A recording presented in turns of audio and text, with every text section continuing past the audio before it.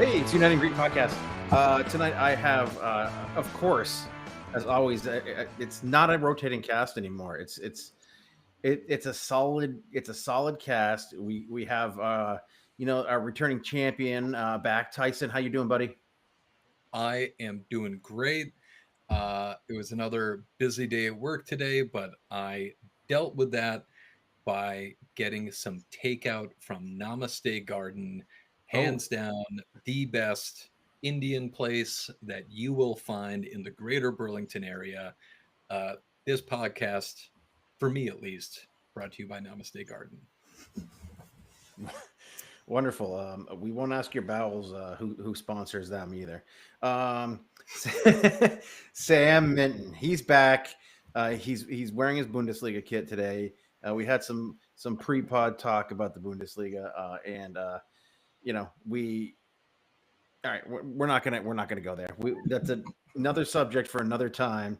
But Sam, how you doing? Doing good. Had a long night covering the New England Revolution, 3-2 loss for them. But I also post work day got to get some ice cream for me and the wife. And I wish I had a maple creamy. That's how I'll tie it into Burlington, Vermont.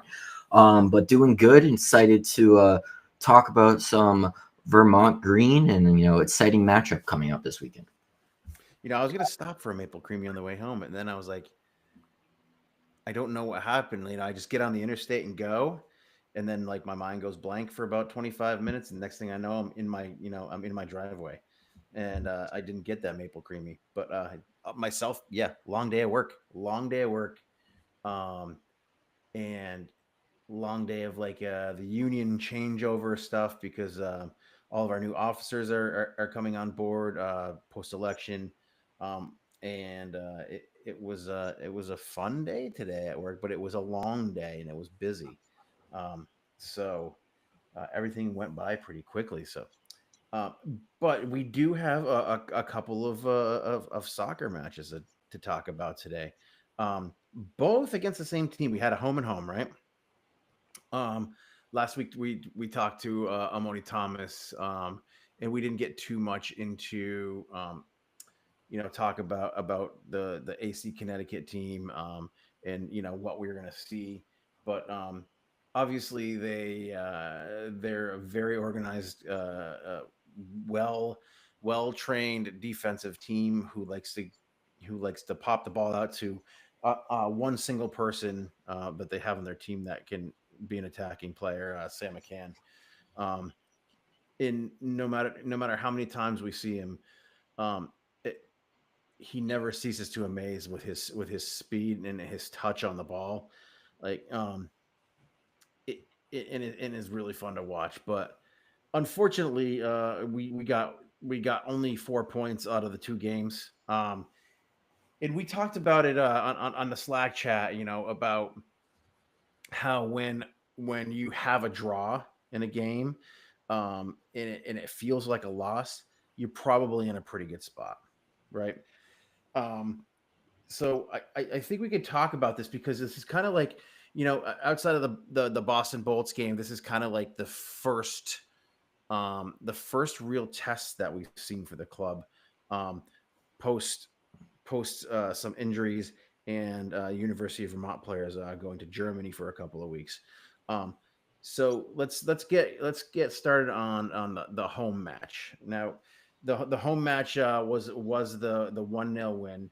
I got there at halftime, so because my kid was busy playing soccer himself, but and I missed the goal. But that first half on the rewatch seemed a lot like Vermont was going to dominate the game. And for the most part, like possession wise, they did. They dominated the midfield. Their defense was solid as always. But we saw a little something different out of the lineups, right? I mean, we're trying new things. We're putting new guys up front. We're trying to shuffle things around because of the players that we're missing. And the second half, it just didn't come off well, and AC Connecticut really played into the game and kind of took over.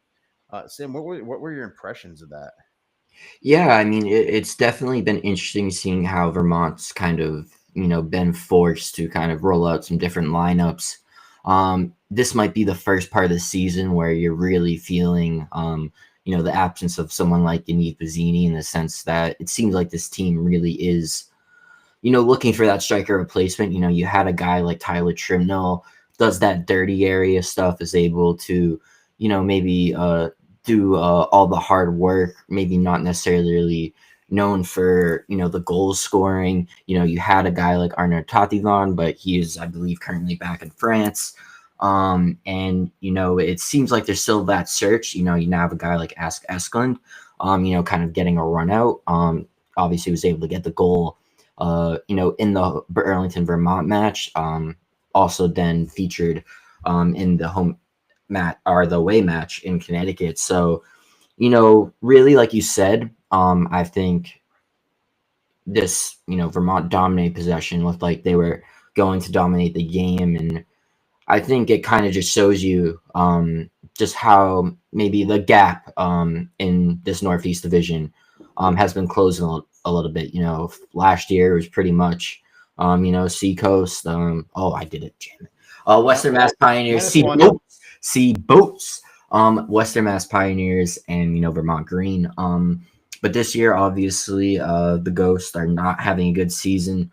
You have AC Connecticut, performing a little bit better. Boston Bolts again, down, towards the end, but still, having some better performances. And then obviously you have Western Mass, Vermont Green FC, and then who will be coming to Burlington, NEFC. So I think it kind of shows how the competition has maybe risen a little bit, but also too, I think Vermont's really lacking that ability to close out games, which we'll probably get to in the away game. But I think overall it was a quality performance up in Vermont. You're happy to get the 3 points there.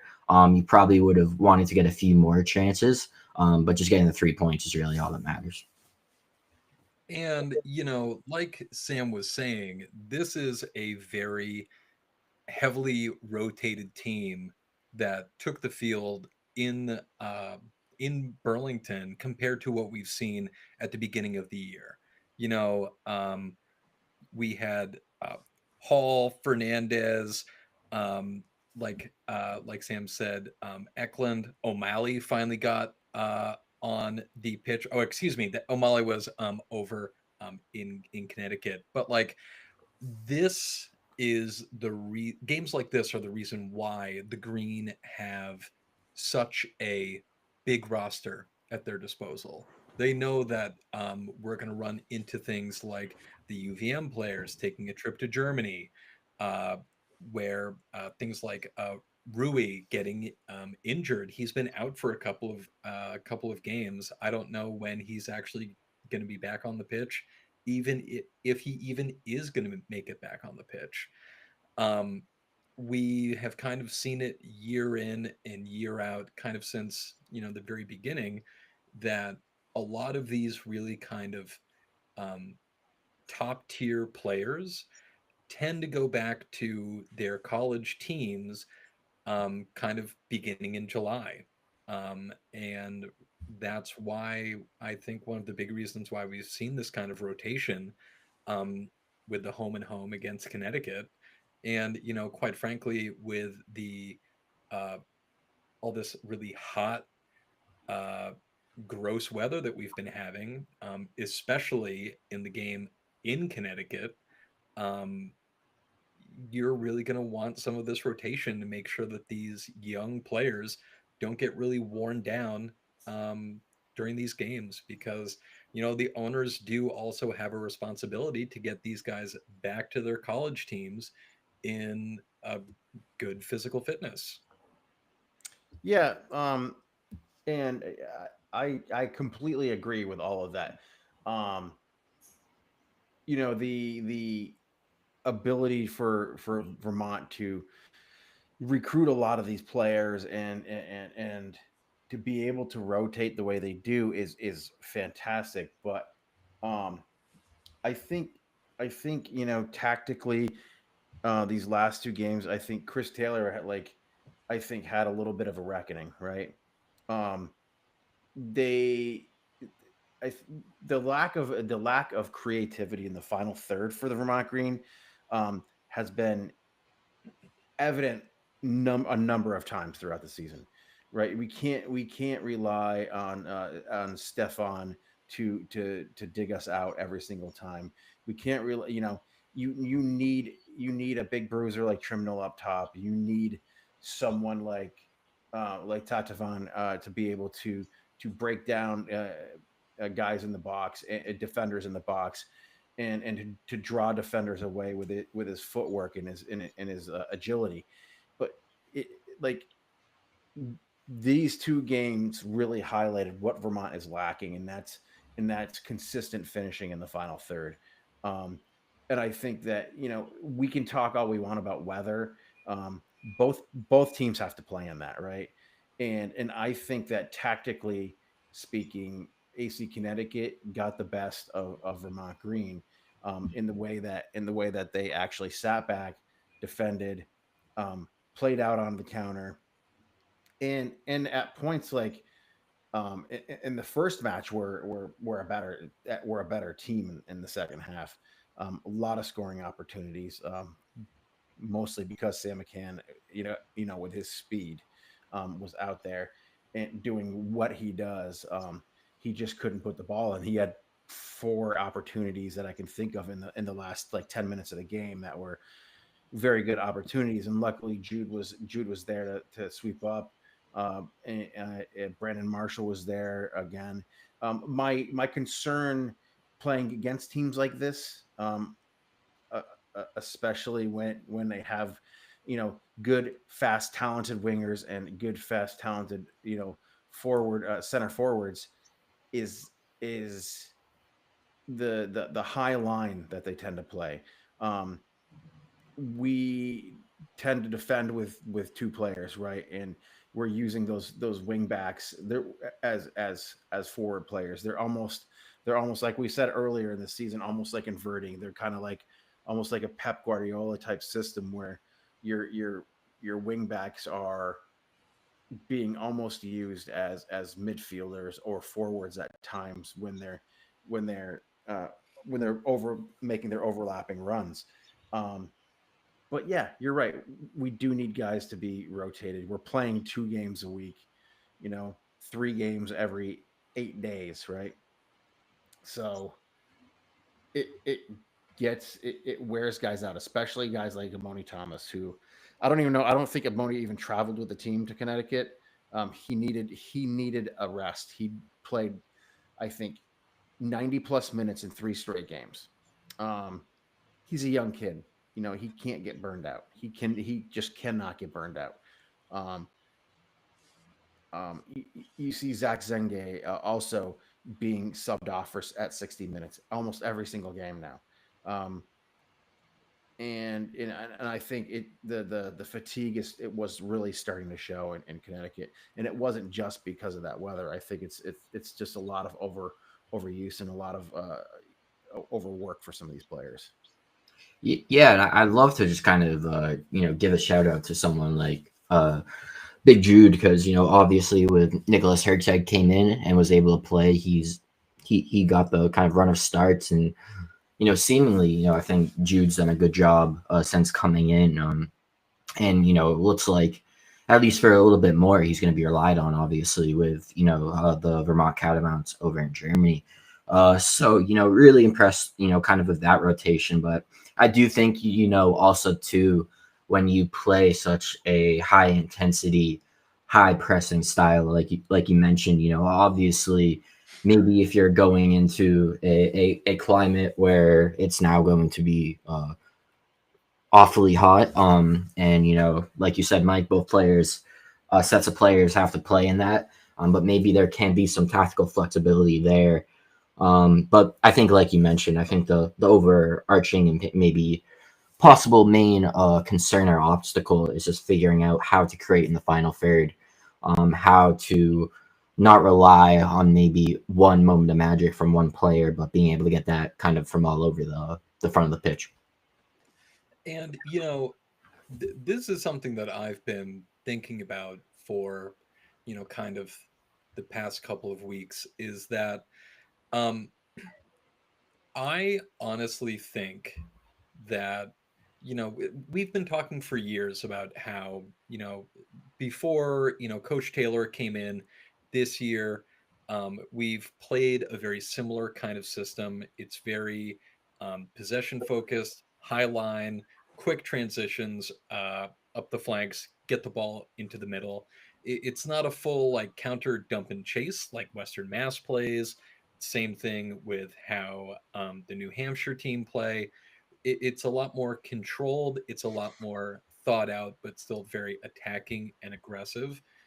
There are some bruising teams in our division. Outside of those two, AC Connecticut, they're a very good, solid, compact defensive team. Same thing with BlackRock. BlackRock are a physical menace. And I say that in the nicest way possible, but like that anytime you play against them, there are going to be hard tackles, there are going to be multiple challenges, they're going to get players to the ball.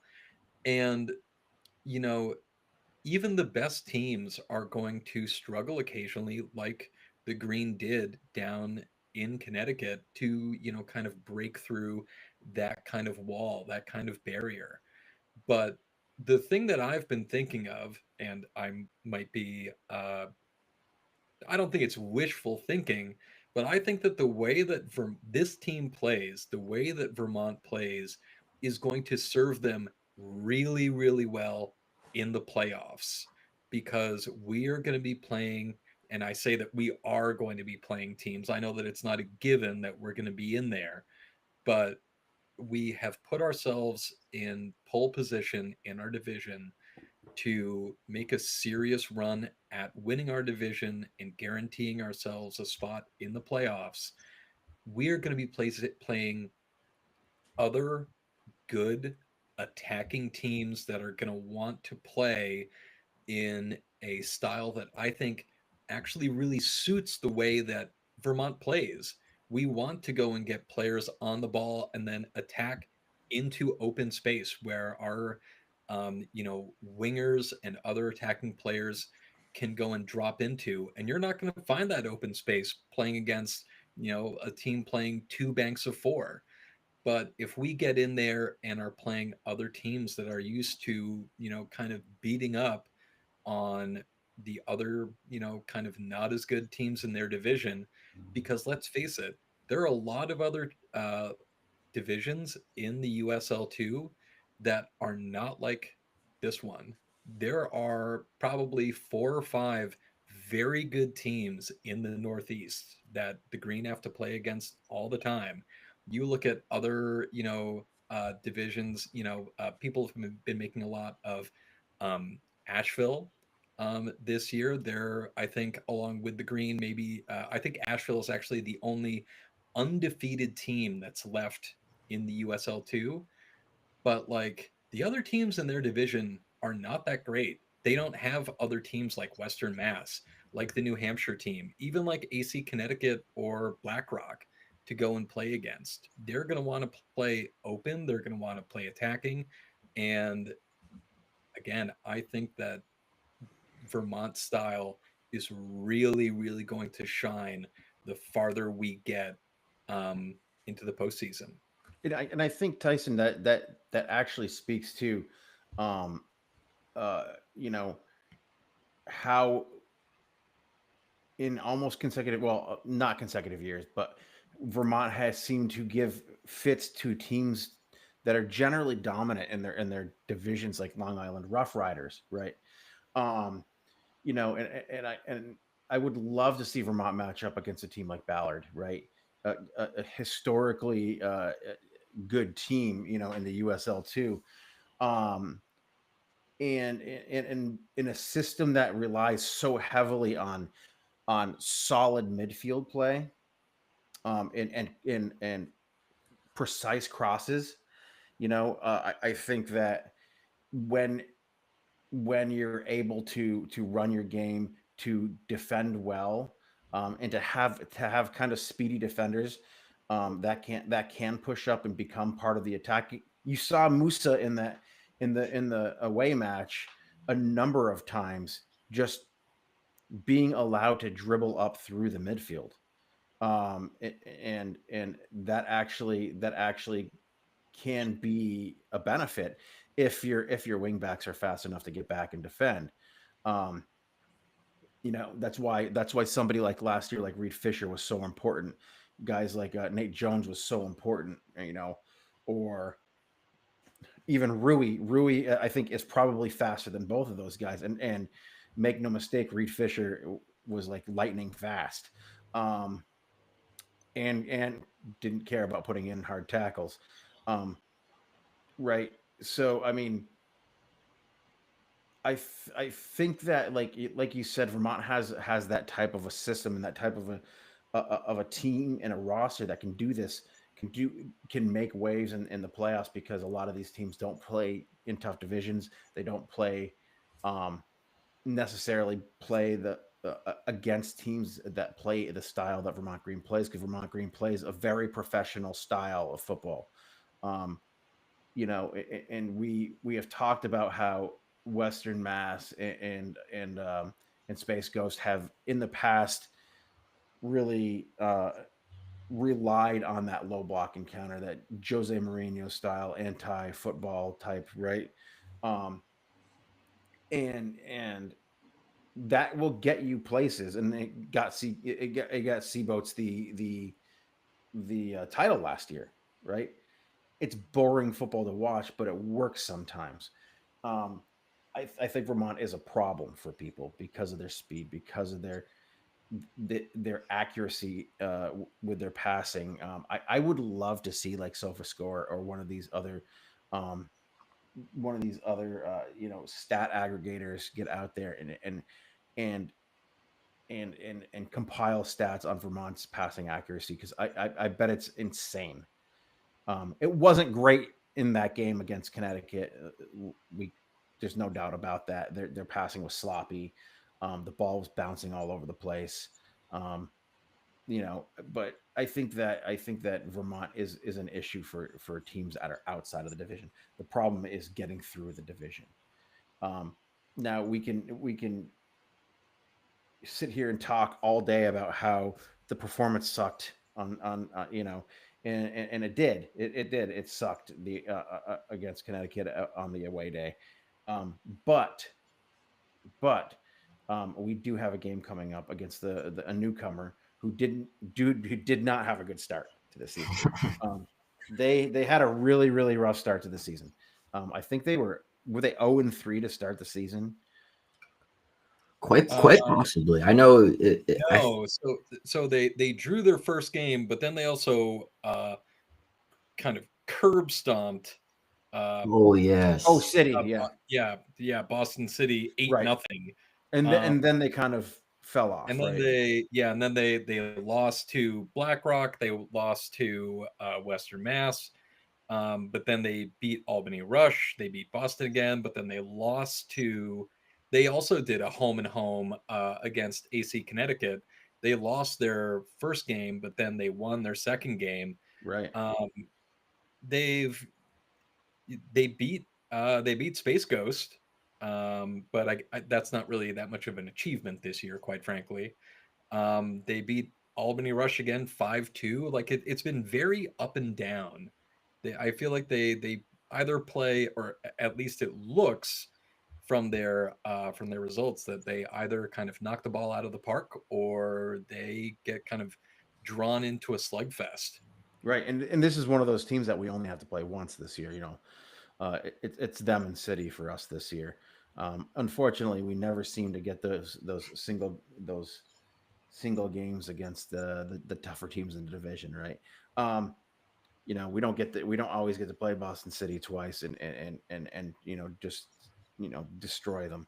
Well, we didn't really destroy them this year when we played them, but um, all that said, Sam has a little bit of knowledge on this team because of the team that he covers for the Blazing Musket. Um, so he does have a little knowledge on some of these players that are playing for New England Football Club team. So can you enlighten us a little bit on what we might see and who might shine in this matchup on Saturday? Yeah, I would definitely say probably the one of the probably the most important guy on that team is someone in Brandon Bueno. He's someone who was a part of the Revs too. He's been part of the Revs Academy, so he kind of has that. I think you might be able to call it quasi professional. I mean, I think it technically is classed as professional, but MLS Next Pro is kind of a different beast, if you will. So I really think that he's someone who has to keep an eye on. He's someone who had a trial with Hartford Athletic. So very talented, very skillful attacker. Has some flair to his game. We've also kind of seen a guy like Jack Burkhart. He's been able to step up for NAFC. Matthew Tibbetts in net. But really, I would probably say that Brandon Bueno is one of those guys that Vermont Green's backline is gonna have to keep an eye on, gonna have to watch for, because he is someone who's gotten to play against some of the best kind of young and up and coming talent in terms of MLS Next Pro, and he's gone to train with the Revs 2 guys, which they've been able to churn out some great players. You think about guys like Esmir Baraktarovic, who spent some time with Revs 2, Jack Peniotu, Noel Buck. So, he definitely kind of has that professional experience. And, while it seems he's kind of searching for that next journey in terms of maybe going back to MLS Next Pro or seeing if he can land, further up in the USL. I do think he's a talented player who could cause problems for Vermont. I'm really interested to see what they bring, because they're another one of these clubs in New England that has a youth setup that can bring players up through that youth setup and bring them into their team, much like the Speed Goats do. And you see guys like Max Murray, like for the New Hampshire team, who came up through played for the Catamounts at UVM, but he did come up through that system in Epping, and um, they I think the way that teams are recruiting now in the USL2 is a little different, um, and I think that they're kind of going to the Vermont model. I maybe we've probably talked about this already, but they are kind of going to that Vermont model where they're not necessarily trying to use their kids from their youth setup, right? Um, they're out there recruiting, looking for players, looking for the next big thing, because um, the USL2 is kind of the USL in general is kind of catching fire right now, and people want to see those next big players, and you know whether you're a fan of the MLS or not, um, it's true that, like, I think that watching the USL product is kind of more exciting, because you're going to get a lot of those undiscovered players that you don't necessarily see all the time. You're going to get to see um, some of those players from your favorite, local USL2 team moving up into the USL1, like like Nathan Messer got a shot at Rhode Island FC, and now he's kind of tearing it up at Portland. Um, so, like, I think that it's going to be interesting with NEFC not necessarily using their own players to see some of these Res 2 players, Res Academy players. Um, so Tyson, what do you think that Vermont needs to really look out for, when playing a new team to the league, um, and especially with the players that are out? What do you expect out of the team, and what do you think they need to look out for, going into this match? I mean, the danger with any kind of new team is that, you want to just try and make sure that you don't step out onto the pitch and then just get punched in the mouth at home. There may not be that much. I mean, I don't know the inner workings of the Northeast Division USL2. I don't know how easy it is to access game film, if any actually exists. I know that when I've tried to watch replays of Sports Engine 2 streams that have happened in past weeks to try and do things like prepare for this podcast, it can be tricky to try and find any kind of even highlights from other games that happen in this league. I know that obviously Vermont doesn't have the staff available to just say, oh, hey, go and scout out our opponents for next week. But, with the kind of established teams that are in this division, we know what people are going to try and what people are going to try and do. We know how a lot of the established teams play. We know what to expect. We don't have that with NEFC. And I think that it is uh, I keep on thinking back to what Coach Taylor said when he was on the podcast with us. And it was that while playing at home at Virtue Field in front of the amazing fans that we have is great for the players.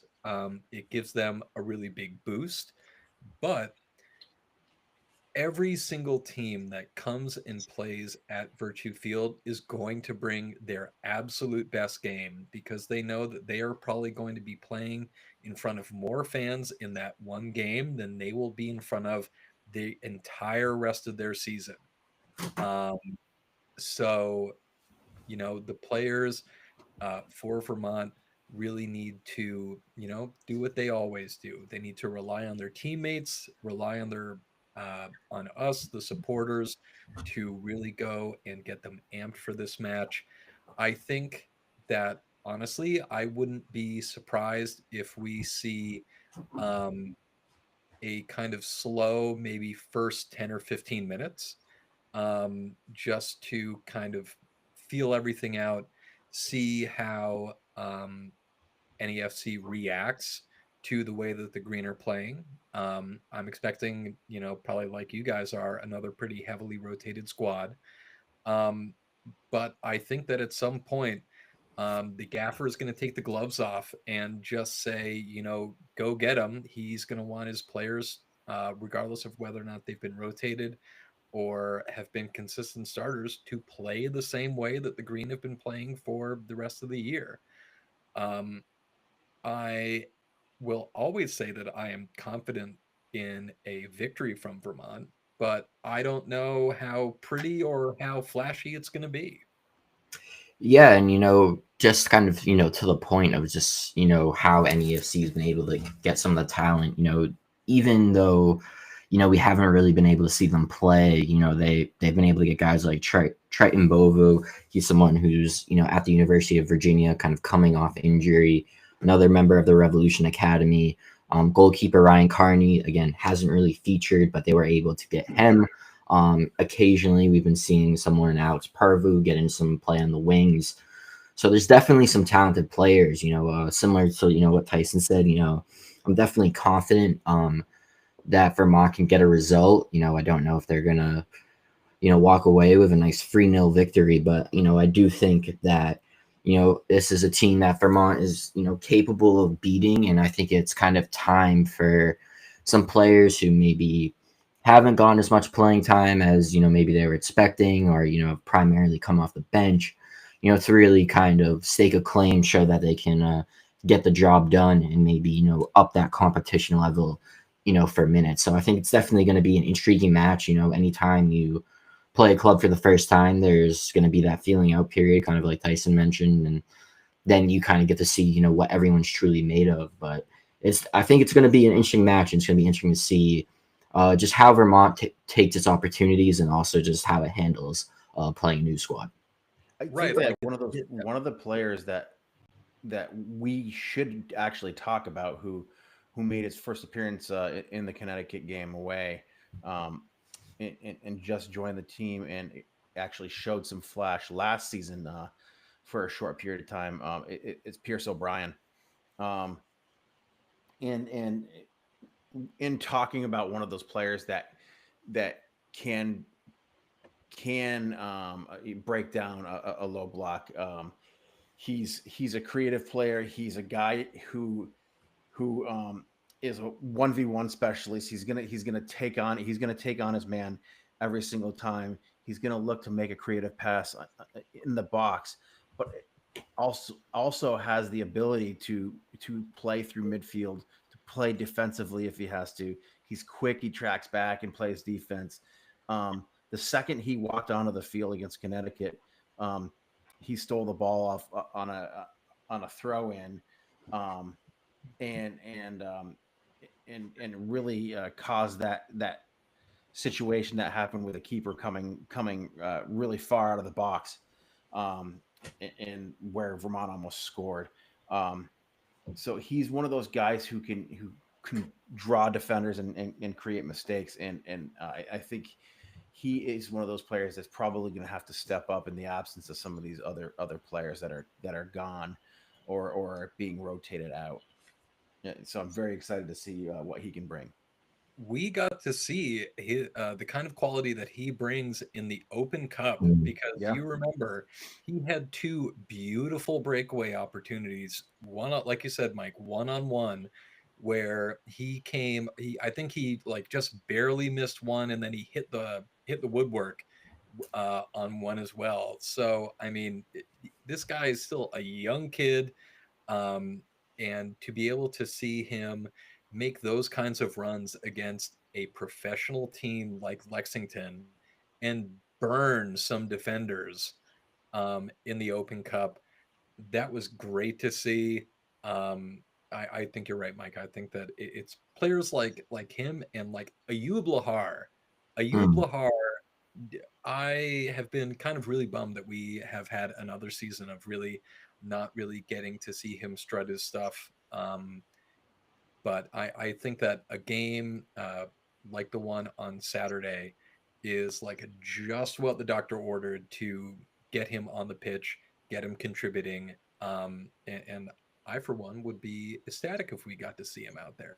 I think that Ayub would actually do well in a game like this. My guess is that Amoni comes back into the squad after a well-deserved rest. But if Ayub gets a run out at all, it'll probably be in a relief appearance, probably. One of these guys who can run at tired legs. He's big, he's strong. He defends really well one-on-one. So it depends on what the game brings, right? And if he comes in a 60 or 70 minute substitute appearance, he can actually affect a game too. He's got a really big leg, and he's really good at the big long looping, big long looping diagonals, that can really change the field quickly. So let's kind of shift gears here a little bit. I know we're coming up on time in a little bit here, but let's shift gears for a second, because there's been a lot of talk, especially in our Slack chat, about the NCAA in 2026 going to a full-time almost nearly year-round season, like the USL League One and Championship do, like the MLS does. And the chatter has been about how that's going to affect the USL too. Sam, what is your viewpoint on this, and how do you think that the USL 2 can survive a situation where the NCAA plays a full season? And well, actually, I'll save the other part of that question for Tyson. Yeah, I mean, it would be very difficult. I mean, it seems like, the United States really just has kind of this unique reckoning where pretty much everywhere, when it comes to soccer, you're going to academies, you're starting off very young. And then kind of once you get to maybe, that high school, college age, if you're not, still in an academy or competing at a high level, you're probably just, playing Sunday league or just, looking for opportunities to play. Obviously here in the United States, it's pretty different compared to that in the sense that, you not only have kind of the whole pay to play system, but for a lot of athletes across all different sports, the goal is, all right, I'm going to, if you're still playing in high school, you want to do as well as you can in high school, hopefully get a scholarship to play somewhere in college. And, so in that sense, it makes sense for the United States to maybe look at itself and, in the college system, want to create, more talent, and for specifically for soccer, maybe adjusting to that more European or professionals calendar, could be a little bit more intriguing, especially, obviously when it comes to NCAA soccer. In recent years, it used to be, that maybe internationals would be, with second teams, or, would be coming up through academies. But now, it's a real shift where a lot of international, college players are coming in. And so if they already have international experience, it makes sense for them maybe to play a more professional schedule. But it would be really hard. I mean, just thinking now, I feel like the only opportunity is if, either USL2 would have to rethink its schedule and rethink, maybe even if its length of schedule. But if not, it would almost have to look for a completely different player pool. Maybe you're looking for players who, they've gone through college, but, for some reason or another, they haven't been able to stick with, a club abroad, or, get into the USLs, and maybe they're looking for almost like a showcase. As I'm talking about it, kind of sounds similar to maybe, the UFL and, American football terms. But I think it'd be extremely difficult. Obviously, when you look at a lot of these teams, the majority, if not all of the players are, players looking to stay fit during college. If you're going to be a pre-professional league where you don't pay players, you're able to kind of offer them support in ways, throughout the summer, to have, play people who are out of college, coming to play, it would make it extremely regionalized. I would imagine that you would have to almost solely rely on people who can kind of almost commute, if you will, to trainings and what have you. So I think it could be very difficult for USL League Two to survive. And, obviously that would be terrible for, you think of the clubs, not only obviously Vermont Green, but Western Mass Pioneers, and, kind of the historic USL League Two clubs. Again, they're new, but, you think of the Ballards and what have you. So, it's going to be interesting to see how it plays out. It's definitely a massive change. And, we're kind of seeing massive changes in the soccer landscape. Obviously USL is, they have plans to adopt promotion relegation. When and if that happens, remains to be determined. But I think USL League Two would have to fight a severe uphill battle, if the college season was to change its kind of schedule format. Yeah, Tyson. That he kind of Sam kind of hinted at what I was going to ask you is like, could the USL2 in any way, shape, or form adopt a longer type of season, attract some of these players that maybe fizzled out during college, right, or have finished or finished college, or some of the younger players that are coming out of high school, that maybe didn't get recruited, as highly as some of the other players that are going to be in the NCAA. Um, what do you see the USL two being able to, um, like I asked Sam, survive, but possibly extend their season to maybe compete with the NCAA, because there's a lot of things going on with the NCAA, right? There's scholarship consideration, so the schools are putting money into these players, right? Um, there's NIL deals, right? That you don't necessarily see with a lot of the players in the USL too. But and and we'll talk about pro rel in a second, how that might work out. But um, where do you see this going, and can the USL2 um, find a way to maybe lengthen their schedule to fix this situation? In kind of thinking about what the kind of best possible outcomes would be. Because, correct me if I'm wrong, Sam, what this would look like would be the proposed NCAA uh, schedule would basically follow the European calendar, where it's like a fall through the winter into the spring kind of season, correct? I believe so. Yes. Okay. So in my mind, it's, the USL2 relies so heavily on these, college players, just having a summer available to kind of stay fit in between, the spring season and then the coming up fall season for their teams. Now, there are 144 teams in USL2. And if all of a sudden there are colleges that, now no longer really need their players to participate in a summer league to stay fit, in my mind, it's not a matter of extending the season, because all you're really doing in that case is just further bumping into the college start of the fall schedule.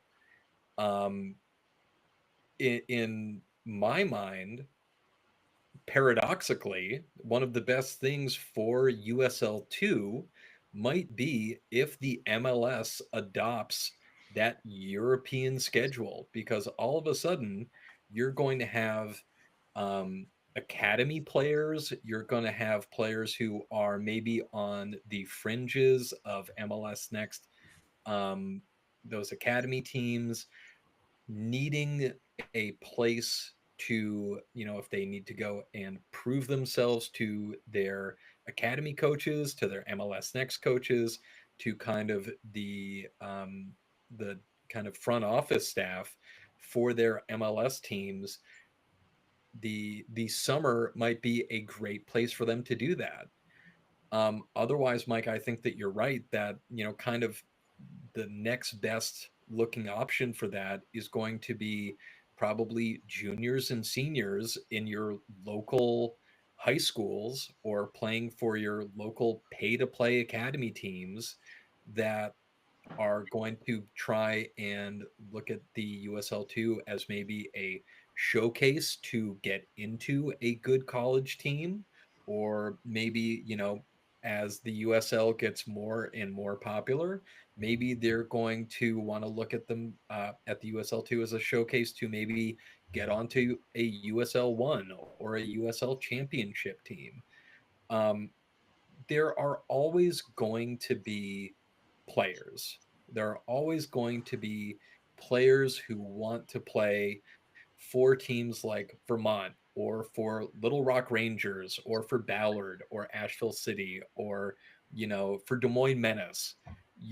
There are always going to be players available, but the quality of those players might see a very significant dip. You know, the US colleges came up with the great idea of finding players like Daniel Lang. He was with the Bayern Leverkusen Academy up until he was like 18 or 19. And then, he maybe couldn't cut it to make it as a full European pro, but guess what? Come over, play in the States. It's going to be a high level of soccer. It's going to be different than what he was probably used to over in Germany. But if you can still play at a very high level, get yourself a free ride scholarship while you're doing that. And then, hey, maybe you might latch on to a USL, or, a USL1, a USL championship team.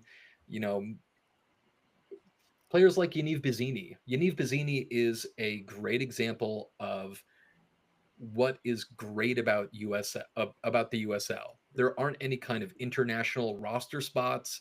You know, I know that he was, quite frankly, pretty pissed that he didn't get drafted by an MLS team, but, someone who's 24, 25, had a couple of, redshirt eligible years, um that's going to be really hard for an MLS team to open up an international roster spot to get a player like Yaniv Bazzini.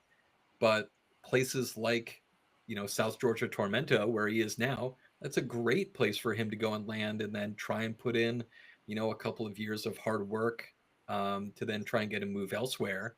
Like, in my mind, that's still going to be the the role of USL2 as a pre-professional league.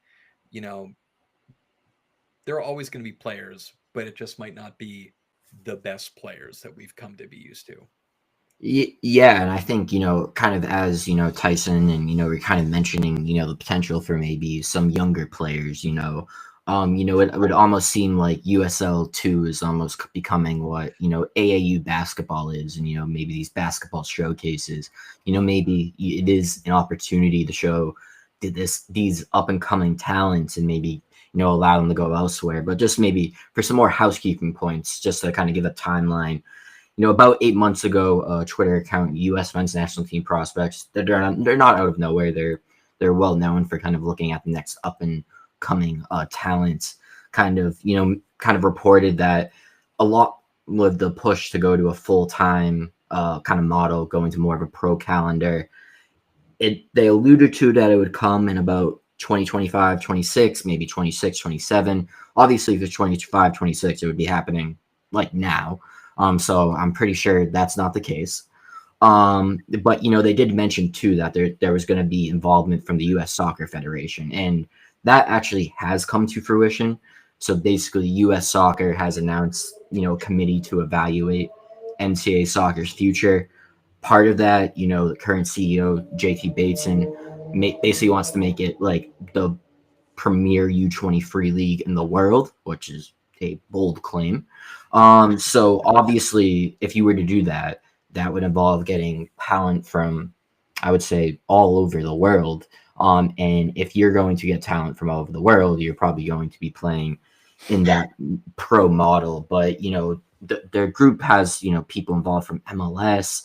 And Bateson kind of acknowledged kind of that change in schedule format. So it's not like this rumors necessarily come out of nowhere. The person who broke it, they are kind of, active in that kind of, prospect level news circles. And US Soccer has alluded to, changing the system. And, it looks like those changes could come in 26, 27.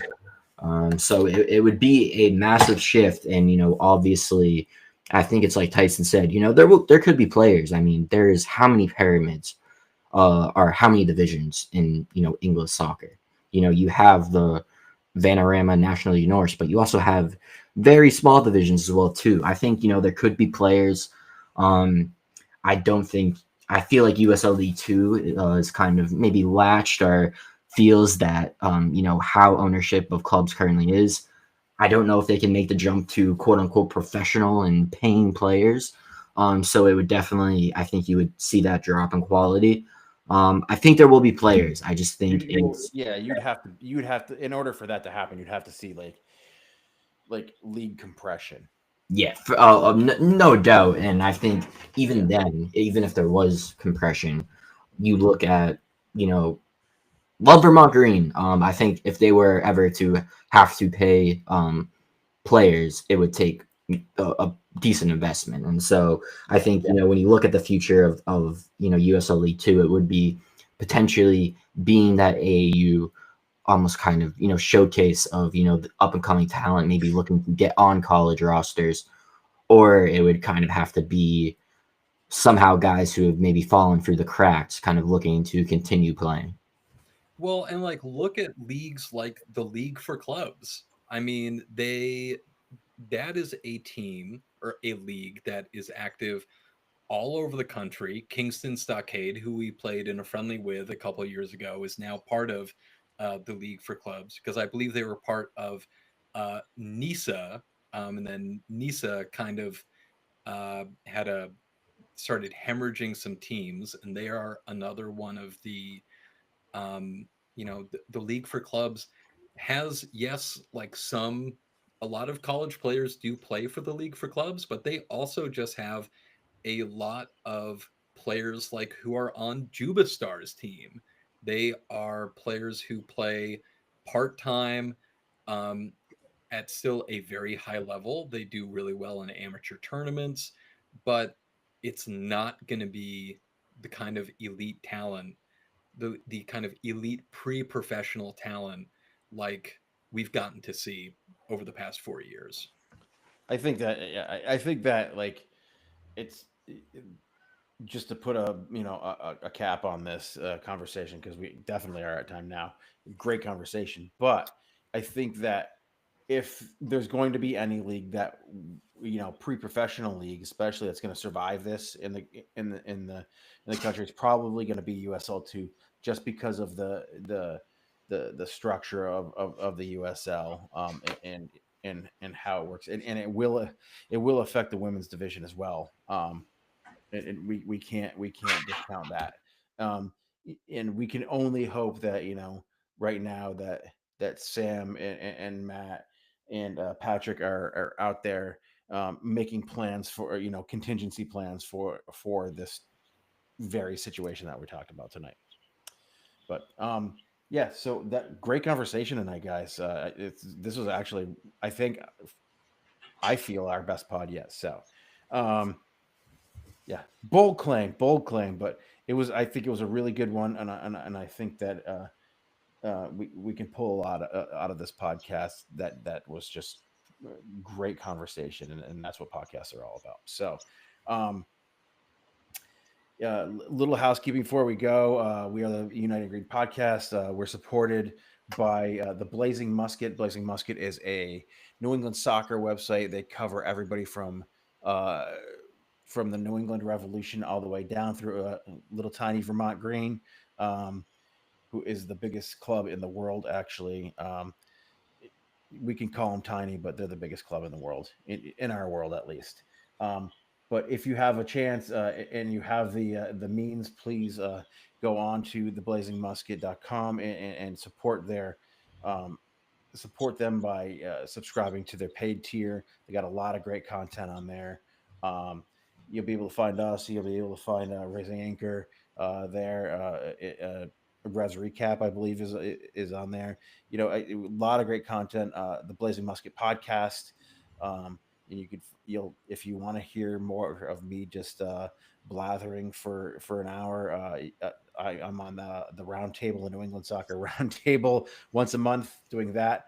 But you know, go and give them a look, because what they do is great for the soccer community and in New England, in general. So um, support the Blazing Musket, and support us if you can by going on to your favorite podcast platform, clicking that little cog icon, and hitting that auto download button. It's right there for you. It's nice and easy. Um, we're not gonna ever try and make money out of this, but like, if you want to, like, yeah, I mean, if you want to just listen to good conversation about a fun soccer club, seriously, this is the place to be. So, um, until next time, guys, I just want to thank you guys. I love and respect you all. I want you to be safe, protect your mental health, and of course, as always, up the green. The green. Up the green.